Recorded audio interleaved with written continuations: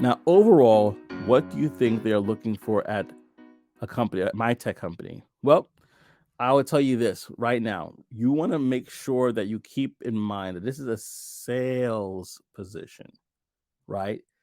You're a sales development representative. You're a business development representative. This is a for profit business, not really a nonprofit business. And what I mean by that is even though sales is helping people, right? You want to you want to approach it as a sales position, a business position, right? So when it comes to, I won't speak about the specific things about my company. I'll speak about tech companies in general, and I'll say this. They want to know that you have a passion for selling. They want to know that if you're coming and if you're applying for that job, that for some way, some shape or somehow you developed a passion for selling and a passion for their product. Now, the reason why I developed a passion for selling because I'm not gonna lie, like the general public for years before I was actually in sales, I thought sales was a bad word. I thought, oh man, I have to be sleazy. I have to basically get over on people.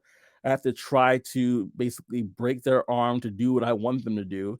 But really, sales is not that. Sales is basically persuading somebody else that what you have for them is the right fit. And to be honest with you, if the tool that I have is not the right fit for you, then I don't think we should move forward, right? I think that's the best way to do sales. Sales is really trying to find out if we are the right fit for each other. If my company and your company, if our SaaS software as a solutions is really compatible with your company, that's what we're trying to find as an SDR. And so they're looking for people that have understanding that that's what sales is. It's really trying to find a solution for that. They're looking for people that have grit. They're looking for people that have grit, and that basically means that a no giving up mentality, that you're gonna grind it out. No matter how many no's you experience on the phone. I have no's. I have people hang up on me and like, well, I guess I'm gonna call you tomorrow, or I'm gonna call you. I'm gonna give you like a week instead of calling you tomorrow. But you're not giving up. You're not giving up. Why? Because they may have had a bad day. You don't know what happened in their personal life.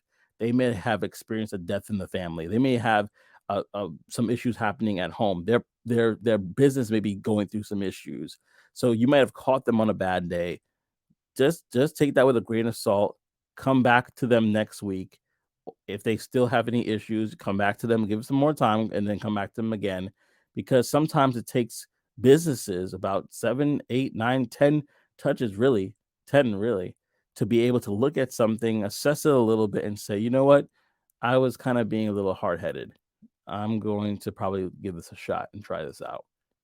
And the reason why they're doing it because it's a high risk for them depending on what kind of product they're getting.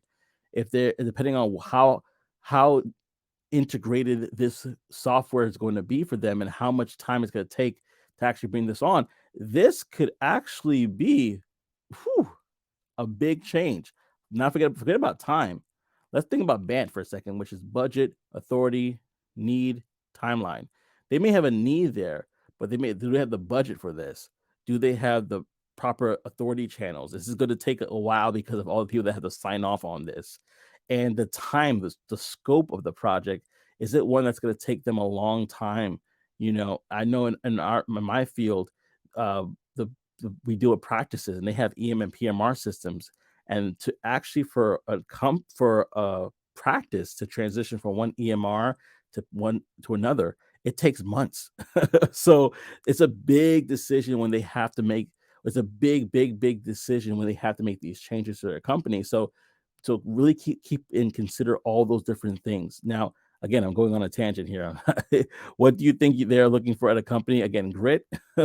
Wow. Where did I go with that? Grit, right? And as I said before, you have to really have an understanding and a passion for sales. I think those two things are great. Also, you have to be teachable. They want people that are coachable and teachable. If they can't coach you, if they can't teach you up because of for whatever reason you're a little hard headed. Let's just call a spade a spade. Then they're not going to want to work with you. They want people that understand that they haven't arrived and they can grow.